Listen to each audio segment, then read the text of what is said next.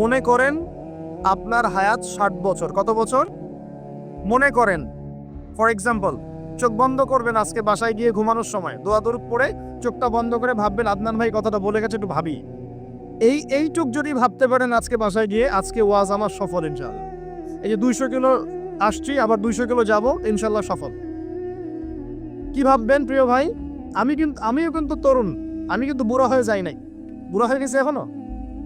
আচ্ছা, আপনিও তরুণরা একটু ভাবে, চোখ বন্ধ করে ভাববেন যে আল্লাহ পাক আপনাকে সৃষ্টি করেছিলেন আল্লাহর ইবাদত করার জন্য। সূরা জারিয়াত 56 নম্বর আয়াত, ওয়া মা খালাকতুল জিন্না ওয়াল ইনসা ইল্লা লিয়াবুদুন।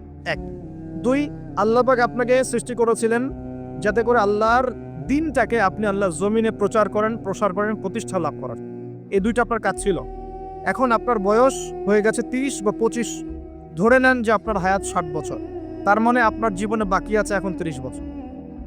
এই যে 30 বছর আপনি নষ্ট করেছেন বা চলে গেছে, চোখ বন্ধ করে চিন্তা করবেন এই 30 বছরে কত ওয়াক্ত নামাজ পড়েছেন, কতদিন রোজা রেখেছেন, এই 30 বছরে 30টা আয়াত আপনি পড়েছেন কিনা, এই 30 বছরে 30টা সূরা আপনি শিখেছেন কিনা, 30 বছরে আপনি 30টা ইসলামিক বই পড়েছেন কিনা, আপনি নবীর 30টা হাদিস পড়েছেন কিনা, 30 দিন জামাতের সাথে নামাজ পড়েছেন কিনা, 30 দিন দিনের দাওয়াত দিয়েছেন কিনা, 30টা দিন দান সদকা করেছেন কিনা। আমি খুব বেসিক কথা বলছি, আমি বলিনি আপনি 30 দিন 30টা যুদ্ধ করেছেন কিনা, এই কথা বলিনি। আমি বেসিক কথা বলছি, একদম বেসিক প্রাইমারি কথা। আপনি 30 দিন নামাজ পড়েছেন কিনা, 30টা রোজা ঠিক মতো রাখছেন কিনা, আপনি কি 30 বার মেয়েকে দেখে চোখ নামাতে পেরেছেন কিনা, আপনি কি 30টা সূরা শিখেছেন কিনা, 30 বার আপনি কি রাসূলের জীবনী পড়েছেন কিনা, তার হাদিস পড়েছেন কিনা, আপনি কি নবী সাল্লাল্লাহু আলাইহি ওয়াসাল্লামের স্ত্রীদের নাম জানেন কিনা, তার জীবনী জানেন কিনা, আকীদা কি জিনিস আপনি জানেন কিনা, 30টা মাসলা মাসাইল আপনি বোঝেন কিনা। আপনি চিন্তা করবেন আজকে। এই একটা চিন্তা আপনার জীবনটাকে বদলে ফেলবে ইনশাআল্লাহ। এই একটা চিন্তাই যথেষ্ট আপনার জীবনকে বদলে ফেলার জন্য। এই চিন্তাটা আরেকভাবে করবেন। এটা ভাবার পরে আপনি চোখটা খুলবেন, চোখটা খুলে সাদা কাগজ নিয়ে বসবেন, উঠে বসবেন, বসে আপনি লিখবেন। এই যুব ভাই শোনেন, বসে আপনি লিখবেন। কি লিখবেন? আপনি লিখবেন এই 30 বছরে আপনি কতগুলো গুনাহ করেছেন, আপনার মনে পড়ে কি কি। হয়তোবা, আমি দোয়া করি যেন এমনটা না হয়, তবে হয়তোবা আপনি খুঁজে পাবেন এই 30 বছরে আপনি বেনামাজি ছিলেন। হয়তোবা দাঁড়ান। 2 আপনি হয়তো দেখবেন আপনি অনেক দিন রমজানের রোজা রাখেন নাই। আপনি দেখবেন হয়তো আপনি দান সদকা তো করেন নাই, রিকশাওয়ালাকে থাপ্পড়ও দিয়েছেন। আপনি হয়তো দেখবেন যে হলে সিট বুকিং এর জন্য হকি স্টিক নিয়ে মারামারি করেছে। আপনি হয়তো দেখবেন যে 30 বছরে 30টা মেয়ের সাথে সম্পর্ক করা শেষ।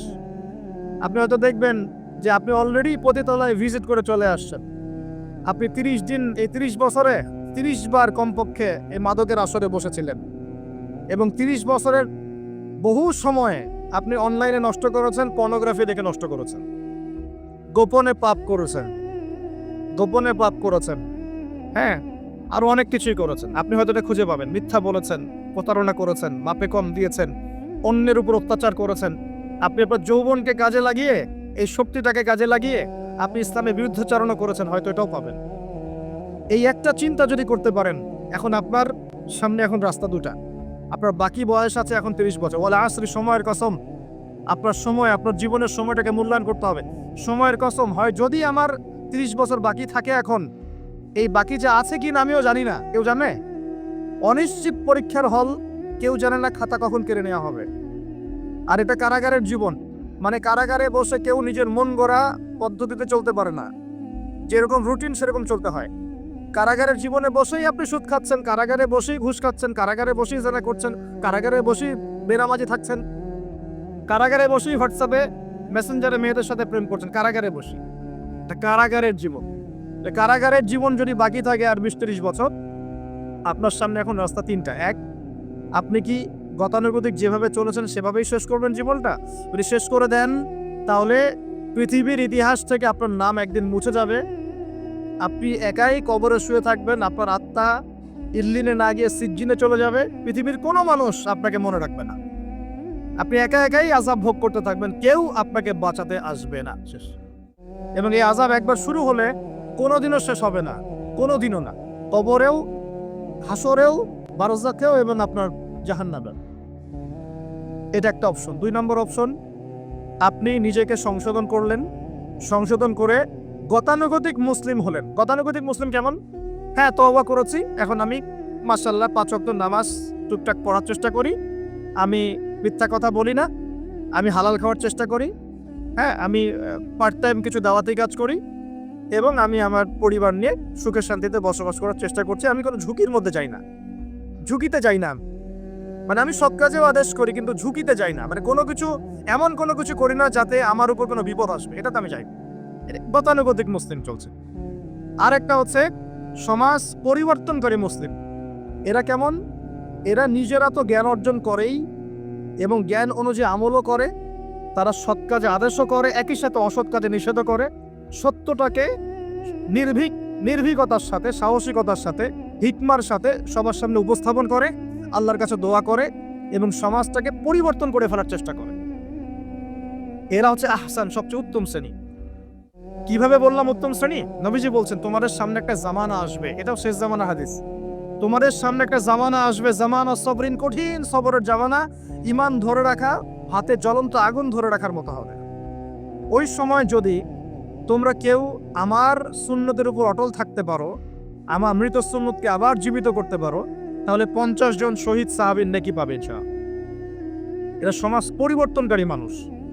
আর ইতিহাসে যারা সমাজ পরিবর্তনকারী মানুষ, তাদের জীবনে পরতে পরতে বিপদ আপদ বলা মুসিবত আসবেই। আমার ছোট্ট গবেষণায় 4টা ক্ষেত্র থেকে আসতে পারে যখন আপনি হকের উপর থাকবেন। 1 নাম্বার, প্রথম বাধা চলে আসবে পরিবার থেকে। কোত্থেকে? পরিবার। আপনি গতানুগতিক মুসলিম হলে আপনি সব জায়গায় পার পেয়ে যাবেন, কিন্তু যদি একটু কঠোরতা প্রয়োগ করেন যে আমি একদম কোরআন সুন্নাহর 100% ফলো করতে চাই, আমি এমন না যে নামাজও পড়ি শুধু খাবো, এমন হব না। আমি নামাজও পড়বো, শুধু খাবো না, আমি রোজাও রাখবো, আমি যাকাতও দিব, আমি হজ উমরাও করবো, আল্লাহর বিধানের প্রতি শ্রদ্ধাশীল থাকবো, চেষ্টা করবো ইসলামটা প্রসার করার প্রতিষ্ঠার চেষ্টা করবো। তখন আপনার প্রথম বাধা আসবে পরিবার থেকে। দাড়ি রাখছো কেন? দাড়ি রাখলে তোমাকে এরকম লাগে, হ্যাঁ, তুমি চাকরির উপরে কাপড় কেন পরলে তোমাকে অমন লাগে, আগে তো গিটার বাজাইতা, আগে তো গান গাইতা, আগে মেয়ে নিয়ে থাকতা, ভালো ছিল, এখন কেন সারাদিন বই নিয়ে পড়ে থাকো, ইসলামিক বই নিয়ে পড়ে থাকো, নামাজ দিয়ে পড়ে থাকো? হ্যাঁ, কি পরিবর্তন হলো! বাবা মার টেনশন, এখন পিতামাতার টেনশন। কেউ এরকম অ্যাডভার্টাইজ বানিয়ে টিভিতে দেখাচ্ছে, এগুলা দেখেন নাই? আগে ছেলে ভালো ছিল, হঠাৎ করে কি পরিবর্তন হয়ে গেল! হ্যাঁ, সুবহানাল্লাহ। আল্লাহর পথে ফিরে আসা মানুষের ক্রাইটেরিয়াগুলো মেনশন করে বলছে, এগুলো দেখা গেলে যোগাযোগ করবেন স্থানীয় কর্তৃপক্ষের সাথে, ওই ছেলের মতো সমস্যা আছে। আস্তাগফিরুল্লাহ, আস্তাগফিরুল্লাহ। একজন ব্যক্তি গিটার বাজাতো, গান গাইতো, মাদকের সাথে ছিল, মেয়ে নিয়ে ফুর্তি করতো, সেখান থেকে এসে নামাজ পড়ছে, এই জন্য কি সে জঙ্গি হয়ে যাবে? এখন সে মাশাআল্লাহ কোরআন তেলাওয়াত করছে, কোরআন বোঝার চেষ্টা করছে, আলেম ওলামার কাছে গিয়ে পরামর্শ করছে, হাদিস পড়ছে, এই জন্য কি সে জঙ্গি হয়ে গেছে? মারা যা গিলায় আমরা তাই গিলি, যা গিলায় আমরা তাই গিলবো কেন? ওদের কাছে কিসের জ্ঞান আছে? আমাদের কাছে কোরআনের জ্ঞান আছে, হাদিসের জ্ঞান আছে। ও সিলেক্ট করে দিবে যে কোনটা জিহাদ আর কোনটা জঙ্গিবাদ। আশ্চর্য একটা ব্যাপার। কোরআন এবং সুন্নাহর চর্চা যদি মুসলিমরা করে, তাহলে কি তারা সন্ত্রাসী হয়ে যাবে? ওরা তো চাইবেই যেন আমরা এই কাজগুলো না করি, ওরা তো চাইবেই যাতে আমরা কোরআন সুন্নাহর চর্চা না করি। ওরা যা বলে সেই ভাষায় আমরা কথা বলা শুরু করেছি। ওরা বলছে, একটু পরে আমি বুঝাচ্ছি আপনাদেরকে, ওরা বলেছে যে জ্ঞান সেটাই, ভালো করে বোঝেন, জ্ঞান সেটাই যেটা পরীক্ষা নিরীক্ষা, যুক্তি বিজ্ঞান, দর্শন দিয়ে লাভ করা যায়। আর আমরা বলছি আল্লাহর ওহী হচ্ছে চূড়ান্ত জ্ঞান। আল্লাহর ওহী কি? চূড়ান্ত জ্ঞান। এই যে জ্ঞানতাত্ত্বিক পার্থক্য, ওরা যা দেখে না তাতে বিশ্বাস করে না, এই কারণে তারা জিনে বিশ্বাস করে না, আত্মায় বিশ্বাস করে না, আল্লাহয় বিশ্বাস করে না, ফেরেশতায় বিশ্বাস করে না, পরে আগের আসমানি কিতাবে বিশ্বাস করে না, নবী রাসূলে বিশ্বাস করে না, কবরের আযাব, জান্নাত জাহান্নাম, মিজান, পরিসর কোনো কিছু বিশ্বাস করে না। কেন করে না? ওদের এপিস্টেমোলজি হচ্ছে, জ্ঞানতাত্ত্বিক দর্শন হচ্ছে যা দেখি না বিশ্বাস করি না। আর ওই দর্শনটা আমরা কাট পেস্ট করে নিয়ে আমাদের ছোট বাচ্চাদেরকে এখন গিলাচ্ছে এইগুলো। এখন ওই দর্শন কেন ফলো করব আমরা? আমাদের দর্শন হচ্ছে চূড়ান্ত জ্ঞান কার পক্ষ থেকে আসে?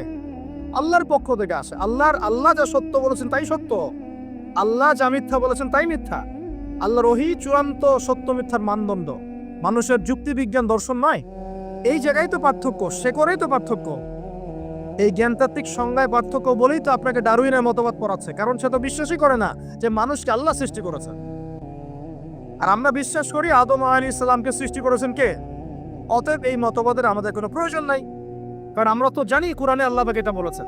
যে জানে না, যার কাছে কোরআন নাই, যার কাছে হাদিস নাই, তার ওই মতবাদের প্রয়োজন আছে, আমার তো নাই। ওরা যা বলে আমরা তাই গেলার চেষ্টা করি। ওরা এগুলো সংজ্ঞা শিখিয়ে দিয়েছে যে মুসলিম যুবকরা এরকম এরকম করলে তারা খারাপ হয়ে যাবে, এখন ব্যাস এটা প্রচার করা হচ্ছে। আশ্চর্য বিষয়। আমরা তো চাইবো প্রত্যেক ঘরে ঘরে কোরআনওয়ালা মানুষ তৈরি হোক, হাদিসওয়ালা মানুষ তৈরি হোক, নামাজি হয়ে যাক সবাই, তাহলে সমাজে শান্তি আসবে। একজন নামাজি ব্যক্তি বেশি ভদ্র হয় না বেনামাজি ভদ্র হয় বলেন? তার নামাজ মানুষকে শৃঙ্খলা শেখায় না, কোরআন মানুষকে মানবতা শেখায় না। কোরআন সুন্নাহর কোনো জায়গায় কি বলা আছে নিরপরাধ কোনো মানুষকে হত্যা করতে হবে? বরং আমি তো একটা আয়াত বললাম, কেউ যদি একজন মানুষের জীবন বাঁচায়, সূরা মাইদা আল্লাহ পাক বলছেন, কেউ যদি একজন মানুষের জীবন বাঁচায় সে যেন পুরো মানব জাতিকে বাঁচালো, বলি আলহামদুলিল্লাহ। আর কেউ যদি কোনো মানুষকে অন্যায়ভাবে হত্যা করে সে যেন পুরো মানব জাতিকে হত্যা করে। একটু খেয়াল করে দেখেন, সারা বিশ্বে যত মানুষকে হত্যা করা হচ্ছে মুসলিম কান্ট্রিগুলোতে, সিরিয়া, ইয়েমেন, প্যালেস্টাইন, আফগান তো চলে গেল, তারপরে আপনার ইরাক, লিবিয়া, জর্ডান, লেবানন, ঠিক আছে, ওই যে রোহিঙ্গা, তারপরে উইঘুর, মুসলিমদেরকে যেখানে যেখানে হত্যা করা হয়েছে, এখানে মানবতা বিরোধী অপরাধ হয়নি?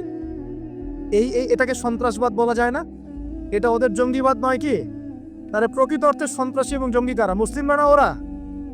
যখন নিরপরাধ মাসুম বাচ্চাদেরকে বোম মেরে হত্যা করা হয়, মা বোনদেরকে ইজ্জত নষ্ট করা হয়, আমাদের মুসলিম ভাইদেরকে পাখির মতো গুলি করে হত্যা করা হয়, তখন এই মতবাদ থাকে না? তো এদের কাছ থেকে আমাদেরকে শিখতে হবে কোনটা ন্যায় কোনটা অন্যায়। এগুলো চলতে থাক, কিন্তু এই চলা ইনশাআল্লাহ তাআলা বেশি দিন সাস্টেইন করবে না ইনশাআল্লাহ। প্রিয় ভাইরা, একটা কথা খালি বললাম এখানে, এই সময়টাকে মূল্যায়ন করতে আল্লাহ পাক আপনাকে পরামর্শ দিয়েছেন। এখন আপনার সামনে সবচেয়ে বেস্ট অপশন কোনটা? আপনি পাপগুলোর লিস্ট করে 2 রাকাত নামাজ পড়বেন, সুন্দর করে ওযু করে চোখের পানি ছেড়ে দিয়ে আল্লাহকে বলবেন, আল্লাহ এই 30 বছর আমি যত পাপ করেছি, যত পাপ আল্লাহ করেছি, জেনে করেছি না জেনে করেছি, বুঝে করেছি না বুঝে করেছি, প্রকাশ্যে করেছি গোপনে করেছি, যত পাপ আল্লাহ হয়েছে আমার দ্বারা, আল্লাহ তুমি সমস্ত পাপকে মাফ করে দাও। বলবেন আল্লাহুম্মা গফিরলি মা কদ্দামতু ওয়া মা আখারতু ওয়া মা আসরারতু ওয়া মা আ'লানতু ওয়া মা আনতা আ'লামু বিহি মিন্নি আনতাল মুকদ্দিম ওয়া আনতাল মুআখির ওয়া আনতা আলা কুল্লি শাইইন কাদির। এটা একটা দোয়া। অথবা বলবেন আল্লাহুম্মা আনতা রাব্বি লা ইলাহা ইল্লা আনতা খালাকতানি আনা আবদুকা ওয়া আনা আলা আহদিক ওয়া ওয়া'দিকা মাস্তাতা'তু আউযু বিকা মিন শাররি মা সানা'তু আবু'ু লাক বিনি'মাতিকা আলাইয়া ওয়া আবু'ু বিযানবি ফাগফিরলি ফাইন্নাহু লা ইয়াগফিরু যুনুবা ইল্লা আনতা। এটাও পারেন না, বলবেন আল্লাহুম্মা ইন্নী যালামতু নাফসি যুলমান কাসীরান ফাগফিরলি মাগফিরাতান মিন ইনদিকা ওয়ারহামনি ইন্নাকা আনতাল গফুর। এটাও পারেন না, বলবেন রব্বিগফিরলি রব্বিগফিরলি। এটাও করেন না, বলবেন রব্বিগফির ওয়ারহাম ওয়া আনতা খায়রুর রাহিমিন। রব্বিগফির ওয়ারহাম ওয়া আনতা খায়রুর রাহিমিন। আমার সাথে বলেন রব্বিগফির ওয়ারহাম ওয়া আনতা খায়রুর রাহিমিন। এতটুকু অন্তত বলবেন, বলে চোখের পানি ছেড়ে দিয়ে আপনি তওবা করবেন ইনশাআল্লাহ তাআলা। আল্লাহ পাক কি বলছেন শুনেন। আল্লাহ পাক বলছেন সূরা ফুরকানের শেষের দিকে, আল্লাহ পাক বলছেন ইল্লা মান তাবা, যে ব্যক্তি তওবা করে ফিরে আসবে, ওয়া আমানা, এবং ঈমান নিয়ে আসবে, ওয়া আমিলা আমালান সালিহান, এবং সতামল সম্পাদন করা শুরু করবে, মানে এরপর আর খারাপ কাজ করবে না, বাকি জীবন ভালো কাজ করবে। আল্লাহ পাক বলছেন উলাইকা আল্লাযীনা উলাইকা ইল্লা মান তাবা ওয়া আমানা ওয়া আমিলা আমালান সালিহান ফাউলাইকা ইউবাদদিলুল্লাহু সাইয়্যাতিহিম হাসানাত। এরাই সেই ব্যক্তি, এরাই সেই সব মানুষ যাদের সমস্ত গুনাহকে আল্লাহ পাক নেকি দিয়ে পরিবর্তন করে দিবেন ইনশাআল্লাহ।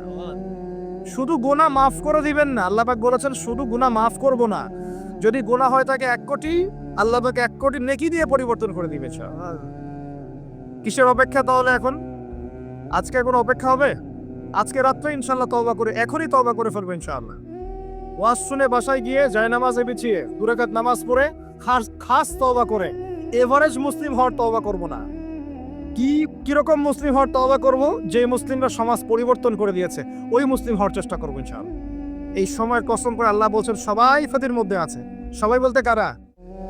সবাই বলতে সেই সব মানুষ বাদ দিয়ে যারা 4টা গুণ অর্জন করবে। কয়টা গুণ ভাই?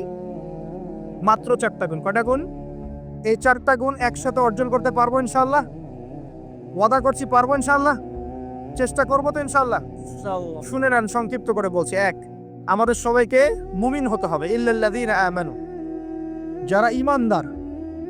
ঈমানদার কারা? উত্তর হাদিসে জিবরিলের মধ্যে আছে, নবী সাল্লাল্লাহু আলাইহি ওয়াসাল্লামকে জিবরাইল আলাইহিস সালাম জিজ্ঞাসা করছেন, আখবিরনি আনিল ঈমান, হে নবী আমাকে ঈমান সম্পর্কে বলুন। এই জায়গায় একটু ভালো করে বোঝেন, এখানে বর্তমান যে শিক্ষা ব্যবস্থা নিয়ে যে কথাটা উঠেছে এর একটা গোড়ার সমস্যা চলে আসবে। একটু ভালো করে বোঝেন এই জায়গাটা। জিবরাইল আলাইহিস সালাম বলছেন, হে মুহাম্মদ সাল্লাল্লাহু আলাইহি আল ঈমান, ঈমান হচ্ছে আন তুমিনা বিল্লাহ, তুমি আল্লাহতে বিশ্বাস করবে। 1, ওয়া মালাইকাতিহি, ফেরেশতাগণে বিশ্বাস করবে। 2, 3, ওয়া কুতুবিহি, আসমানি কিতাব সমূহে বিশ্বাস করবে। 4, ওয়া রুসুলিহি, রাসূলগণে বিশ্বাস করবে। 5, ওয়াল ইয়াউমিল আখির, পরকালে বিশ্বাস করবে। 6, ওয়াল কদরি খাইরি ওয়া শাররি, তাকদীরের ভালো মন্দে বিশ্বাস করবে। একটু মনোযোগ দিয়ে দেখেন, ঈমানের 6টা পিলার কি ছোঁয়া যায়? এগুলো কি কঠিন? এগুলো কি তরল? এগুলো কি বায়বীয়? এগুলোকে কি জ্ঞানের সংজ্ঞায় ফেলা যায়? ঈমানের 6 পিলারকে চোখে দেখা যায়? স্পর্শ করা যায়?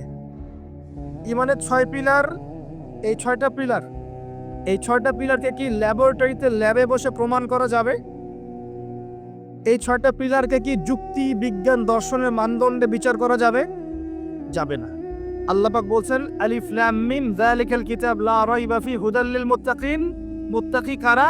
আল্লাযীনা ইউমিনুনা বিল গায়বি, যারা এই গায়েবে বিশ্বাস করে।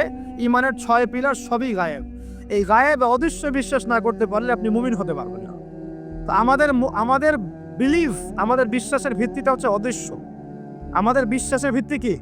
অদৃশ্যের জগৎ, গায়েবের জগৎ। আর পশ্চিমাদের বিশ্বাসের জগৎ হচ্ছে দৃশ্যমান জগৎ। এই কারণেই তাদের শিক্ষা সিস্টেমগুলো সব দৃশ্যমান জিনিসে বিশ্বাস করে, অদৃশ্য বিশ্বাস করে। এই কারণেই তারা এই সব মতবাদগুলোকে বইপত্র নিয়ে আসে।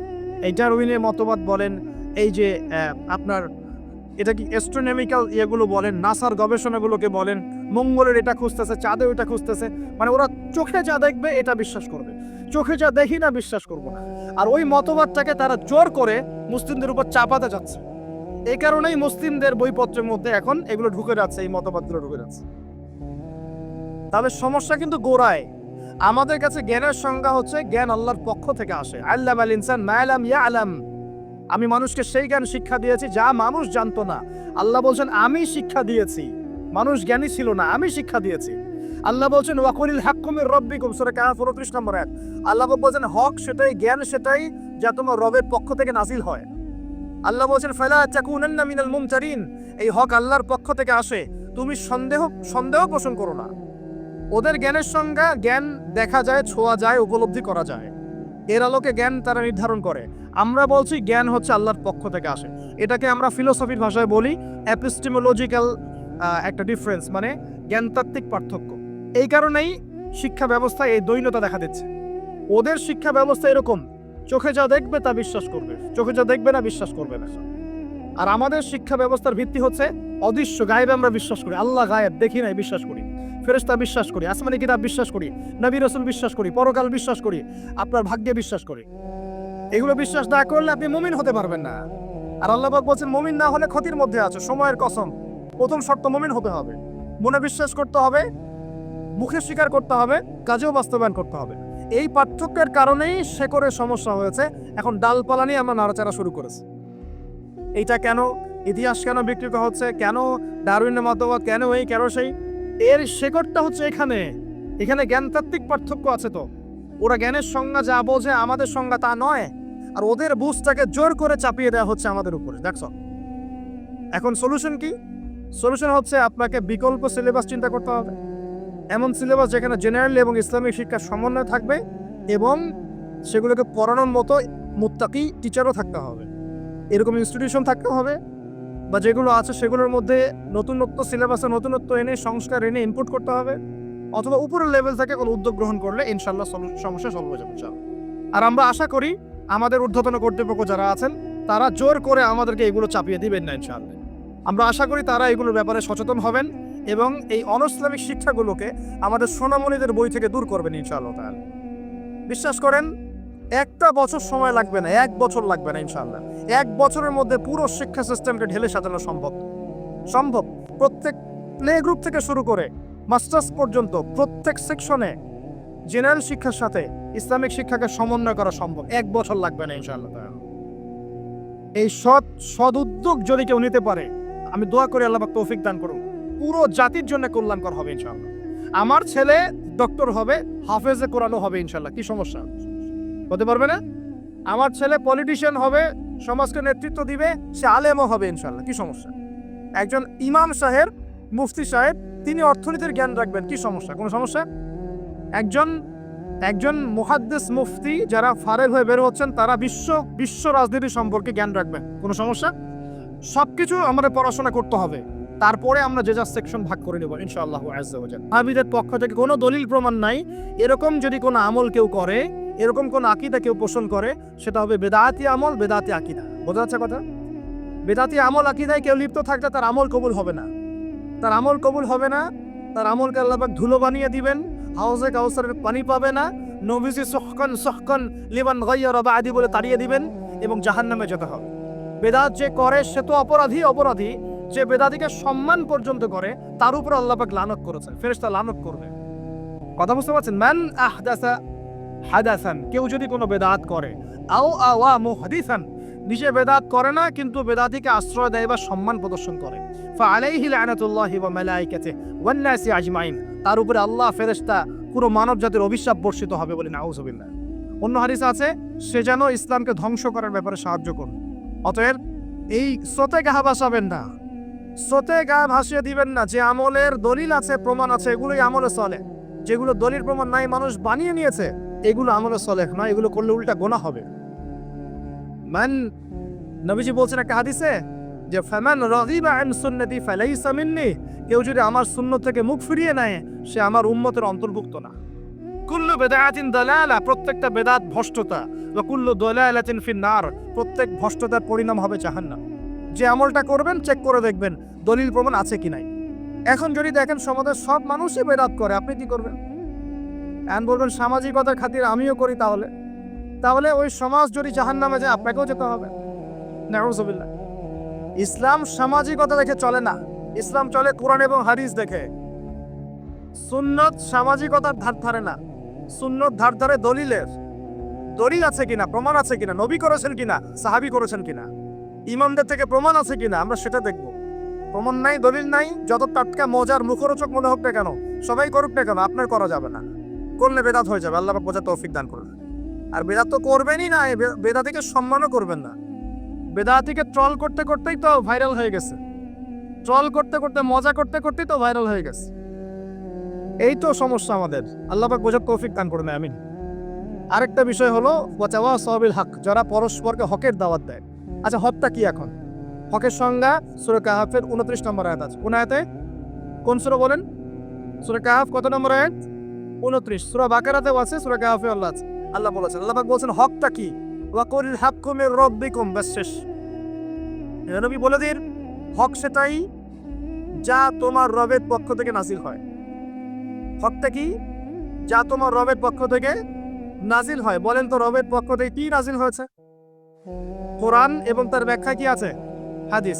যখন তাওরাত নাজিল হয়েছিল সেটা কি হক ছিল? ছিল। যখন তাওরাত নাজিল হয়েছে তখন সেটাও হক ছিল। যখন ওটাকে বিকৃত করা হয়েছে তারপর আল্লাহ পাক জাবুর নাজিল করেছে দাউদ আলাইহিস সালামের উপরে। এই জাবুর যখন নাজিল হয়েছে তখন জাবুরই হক ছিল। যে জাবুর মানতো না সে কাফের হয়ে গিয়েছে, যে জাবুর মানতো সে মুসলিম ছিল। এরপর ইনজিল এসেছে জাবুর বিকৃত হওয়ার পরে। ইনজিল যখন এসেছে ইনজিলই হক ছিল। ইনজিল যে মেনেছে আল্লাহ পাক তাকে মুসলিম বলেছেন, সেও মুসলিম ছিল। যে ইনজিল মানে নাই সে কাফের হয়ে গিয়েছে। ইনজিলকে বিকৃত করার পরে আল্লাহ পাক দিয়েছেন কি? সর্বশেষ আসমানি কিতাব আল কোরআনুল কারীম এবং তার ব্যাখ্যায় নবীর সুন্নাহ, হাদিস নবী সাল্লাল্লাহু আলাইহি ওয়াসাল্লাম। এই কোরআন এবং সুন্নাহকে মিলেই ইসলাম। এই ইসলাম হচ্ছে একটা কমপ্লিট কোড অফ লাইফ, জীবনের সব ক্ষেত্রে সমাধান আছে। এখন এই হকটার দাওয়াত আল্লাহ পাক দিতে বলছেন। তাহলে দাওয়াতটা কিভাবে শুরু করব? আগে জ্ঞান অর্জন করব, নিজে আমল করব, নিজের উপর প্রতিষ্ঠা করব, আমার পরিবারে প্রতিষ্ঠা করবো, ইনশাআল্লাহ।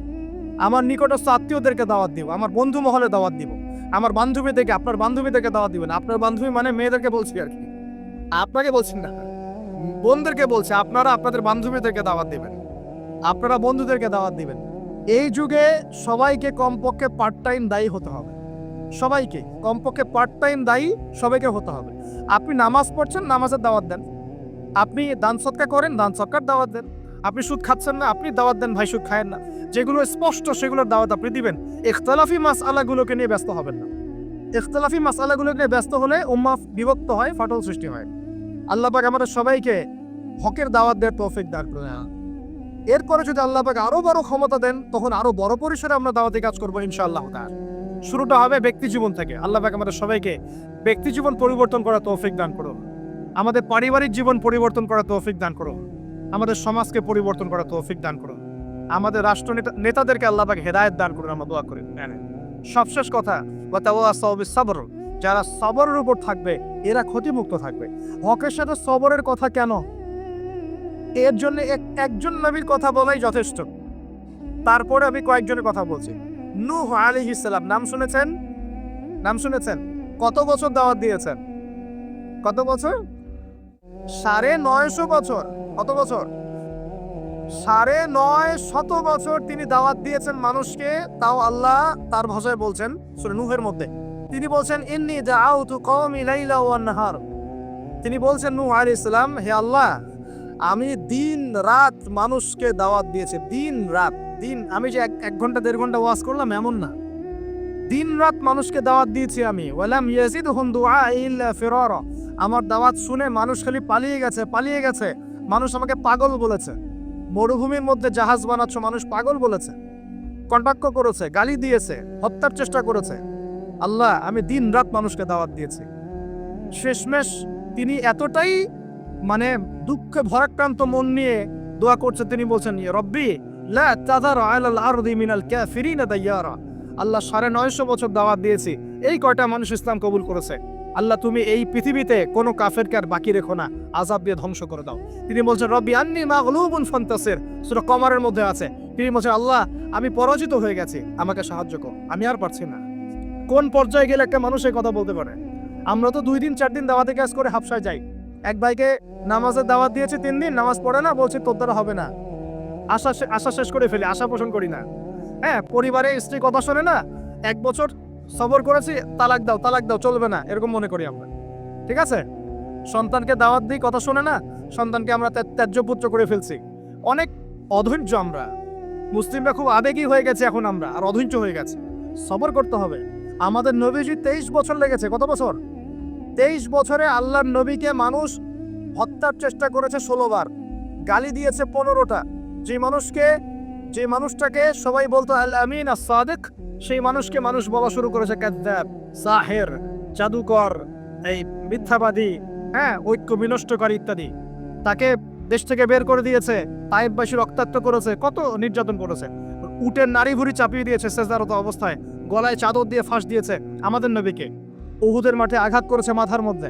কই নবী সাল্লাল্লাহু আলাইহি ওয়াসাল্লাম তো অধৈর্য হন নাই, ছেড়ে দেন নাই, ময়দান ত্যাগ করেন নাই? আমরা তো অল্পতেই কেন অধৈর্য হয়ে যাই? হাজার হাজার মানুষ আসবে, চলে যাবে, কিন্তু দ্বীন ইসলাম থেকে যাবে ইনশাআল্লাহ। একসময় ভালো থাকবে, কখনো খারাপ থাকবে, কখনো বেগবান হবে, কখনো একটু মন্থর হবে, দ্বীন এগিয়ে যাবে ইনশাআল্লাহ। একজন আসবে, হয়তো তাকে মেরে ফেলা হবে, আরেকজন আসবে ইনশাআল্লাহ। একজন আসবে, তাকে সরিয়ে দেওয়া হবে, আরেকজন আসবে ইনশাআল্লাহ। 100 আলেম আছেন, 100 আলেমের মউত হবে, আরো 100 আলেম আসবে ইনশাআল্লাহ। দিন থেমে যাবে না কখনো ইনশাআল্লাহ, এগিয়ে যাবে। একটা পয়েন্ট দেখেন, নূহ আলাইহিস সালামের বাড়িতেও শান্তি ছিল না। কিরকম? কমপক্ষে আমাদের নবী সাল্লাল্লাহু আলাইহি ওয়াসাল্লামের জীবনে বাইরের মানুষ তাকে কষ্ট দিচ্ছে, ঘরের মধ্যে খাদিজা রাদিয়াল্লাহু আনহা আছেন এবং তিনি তার মতাদর্শের মানুষ। বাসায় গিয়ে তিনি খাদিজা রাদিয়াল্লাহু আনহার সাথে সুখ পাচ্ছেন, শান্তি পাচ্ছেন, কারণ স্ত্রী তার পক্ষে আছেন। স্ত্রী তার পক্ষে আছেন, তাকে সাপোর্ট দিচ্ছেন, তাকে টাকা পয়সা দিচ্ছেন, অর্থ সম্পদ ব্যয় করছেন, তাকে পিছন থেকে একটা মমতা, ভালোবাসা দিচ্ছেন না? আর বেচারা নূহ আলাইহিস সালামের ঘরে স্ত্রীও তার কথা শুনছেন না। এটা কি জানেন? তার স্ত্রী পর্যন্ত ঈমান নিয়ে আসছে না। তিনি বাসাতেও গিয়েও বাইরের পরিবেশ ফেস করছেন। যাদের বাড়িতে দাজ্জাল স্ত্রী আছে তারা জানে আমার কথার মানে কি। কথা কি বুঝতে পারছেন?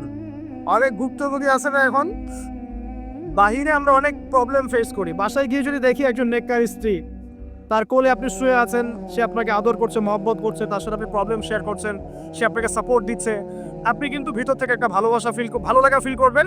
বাইরের খারাপটা আপনার আর কাজের মাথায় আসবে না ইনশাআল্লাহ। আর যদি দেখেন যে বাইরেও আপনি অনেক স্ট্রাগল করছেন, বাসায় গিয়ে যখন ঢুকলেন বাস ওখানে আর এক জাহান্নাম শুরু হয়ে গেল, আচ্ছা, তখন কিন্তু আপনার আর মাথা কাজ করবে না। তো এই অবস্থা যাদের আছে, আল্লাহ তাদের অবস্থা উন্নতি করুন, সমস্যা দূর করুন, দোয়া করি। যাদের এই হতভাগা যারা আছেন তারা জানেন যে এরকম সমস্যা হলে কিরকম কষ্ট হয়। তো নূহ আলাইহিস সালামের কিন্তু ঘরে এই সমস্যা ছিল। আমরা তো কয়েকদিন আগে দেখলাম না, বাংলাদেশের একজন মানুষ তার স্ত্রীকে নিয়ে একটা অভিযোগ করলেন। এখন আমি অনেকদিন আগেই বলেছি যে শেষ জামানায় কিন্তু ফ্যামিলিস্ট রেভলিউশন বাড়বে। কি বাড়বে? ফ্যামিলিস্ট রেভলিউশন মানে নারীকে আপনি আর ঘরে রাখতে পারবেন না, ও বাঁধন ছিন্ন করে বেরিয়ে চলে যাবে, ও সম অধিকার, নারী অধিকার বিভিন্ন স্লোগান দিয়ে দিয়ে কোনো কোনো ক্ষেত্রে দেখবেন পুরুষের উপরে এসে টেক্কা দেওয়ার চেষ্টা করবে। কোনো কোনো ক্ষেত্রে নারী নির্যাতনের জায়গায় পুরুষ নির্যাতন করা শুরু হবে দেখবেন। তো এগুলো তো দিন দিন বাড়ছে, ডিভোর্স বাড়ছে। ম্যাক্সিমাম ফ্যামিলিগুলো এখন অলমোস্ট অনেক ফ্যামিলি, ম্যাক্সিমাম তো বলতে পারবো না, অনেক ফ্যামিলির মধ্যেই এই সমস্যাগুলো দেখা যাচ্ছে।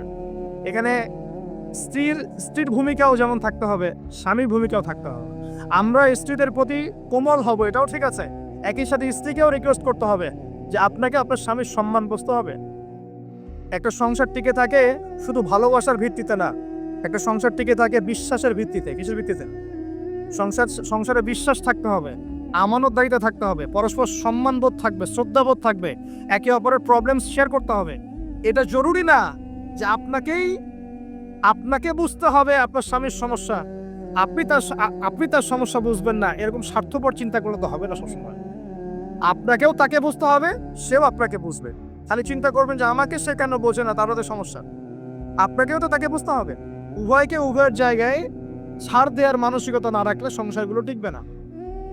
এখন সংসারগুলো ভেঙে যাচ্ছে।